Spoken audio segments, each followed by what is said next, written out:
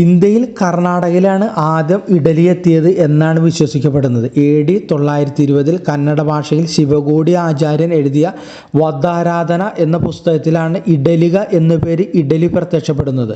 തമിഴ്നാട്ടിൽ ഏകദേശം 17-ാം നൂറ്റാണ്ടിലാണ് ഇഡലി ഭക്ഷിച്ചു തുടങ്ങിയത്. പാലക്കാട്ടെ രാമശ്ശേരി എന്ന ഗ്രാമം അറിയപ്പെടുന്നത് തന്നെ ഇഡലിയുടെ പേരിലാണ്.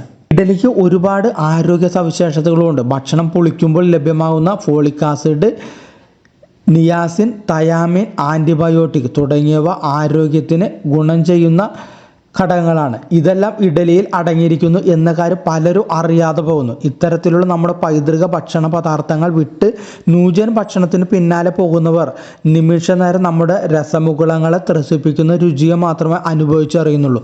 ശരീരഭാഗം കുറയ്ക്കാൻ ആഗ്രഹിക്കുന്നവർക്ക് അവരുടെ ഡയറ്റ് ഉൾപ്പെടുത്താൻ പറ്റിയ ഏറ്റവും മികച്ച വിഭവങ്ങളിൽ ഒന്നാണ് ഇഡലി. ഇഡലിയുടെ കൂടെ സാമ്പാറാണ് സാധാരണ എല്ലാവരും കറിയായി എടുക്കുന്നത്. ഇഡലിയിൽ വലിയ അളവിൽ പ്രോട്ടീൻ, കാർബോഹൈഡ്രേറ്റ്, നാരുകൾ എന്നിവ അടങ്ങിയിട്ടുണ്ട്. അതുപോലെ തന്നെ സാമ്പാറിൽ ധാരാളം പച്ചക്കറികളും അടങ്ങിയിട്ടുണ്ട്.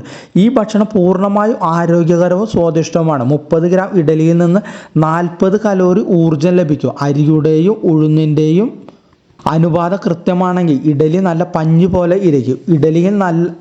ഇഡലിയിൽ എണ്ണ അടങ്ങിയിട്ടില്ല എന്നിരുന്നാലും ആവിയിൽ വേവിച്ചെടുക്കുന്ന ഭക്ഷണമായതിനാലും വയർ പെട്ടെന്ന് നിറയുകയും വിശപ്പിനെ കുറേയധികം നേരത്തേക്ക് ശമിപ്പിക്കുകയും ചെയ്യും.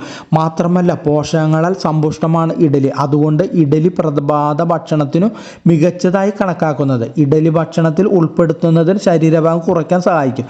ഇഡലി പോലുള്ള പുളിപ്പിച്ച ഭക്ഷണം കഴിക്കുന്നത് കുടലിൻ്റെ ആരോഗ്യം നിലനിർത്തുന്നതിനും മൈക്രോ ന്യൂട്രിയൻറ്റുകളുടെ ആഗീകരണം വർദ്ധിപ്പിക്കുന്നതും അത്യന്താപേക്ഷിതമായ പ്രോബയോട്ടിക്സ് വർദ്ധിക്കുമെന്ന് പഠനങ്ങൾ തെളിയിച്ചിട്ടുണ്ട്. ഇത്തരം ഭക്ഷണങ്ങളിൽ അടങ്ങിയിരിക്കുന്ന ലാക്റ്റിക് ആസിഡ് കുടലിലെ pH ലെവൽ നിയന്ത്രണ വിധേയമാക്കുന്നു.